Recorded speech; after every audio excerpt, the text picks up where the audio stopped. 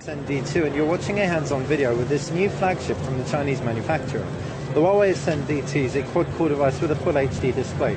Surely that's enough to make it stand out from the crowd. However, at CES 2013, a lot of these devices have been released, well, two others. So what's so special about the Huawei Ascend D2? Well, to kick things off, its design is quite different to the others. It's not the thinnest out there, and it isn't quite as classical as the Sony Xperia Z, for example. It looks markedly iPhone-esque, but it's got a 5-inch display, as we've mentioned, and therefore that makes it extremely large by comparison. It does, however, have a very curved ergonomic backing and fits comfortably in the hand. And silver banding around the outside, as we mentioned, does remind us ever so slightly of an iPhone. However, it isn't quite as high gloss as metal. Down below is a 3.5mm headphone jack and a loudspeaker. To the left-hand side there are no buttons whatsoever. On the right is a power button and a volume rocker. Up at the top is a micro USB port and a micro SIM eject tray. The screen itself is pretty fantastic. It's a super IPS panel. If we zoom in a little bit, apologies for the jerky camera, you might be able to gauge just how beautifully crisp it is. It isn't the smoothest out there, we have to admit, in terms of frame rate, refresh rate. However, that might come down to it being an early version. The Huawei Ascend D2 packs Android 4.1 with Huawei's UI thrown on top of it.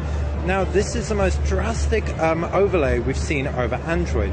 There isn't even an apps drawer. Instead, we've got just all our applications on home screens, and we can add folders and add applications to folders. So if we press the plus, this is the only way we get to see all our applications, which is quite a huge leap for Huawei to take. It also has this disappearing bar at the bottom to make full use of your screen. If you want the bar to come back, just swipe up. Many might find this irksome as it adds another process to interacting with your phone. As far as the processor and internals go, there's 2 GB of RAM and a quad-core processor, and it's a 1.5 GHz processor, K3V2, from Huawei themselves, so they made their own chip. On the reverse is a 13-megapixel camera, which is Sony's sensor, and all in all, we'd say we're quite impressed. The things that really stand out about the phone are the weatherproofing, so it's water and dust resistant, as is the Sony Xperia Z, for example, but this also has 32 GB of onboard memory, as well as a giant 3000 mAh battery. So that's been Basil with a quick hands-on with the Huawei Ascend D2. First impressions? It could go either way.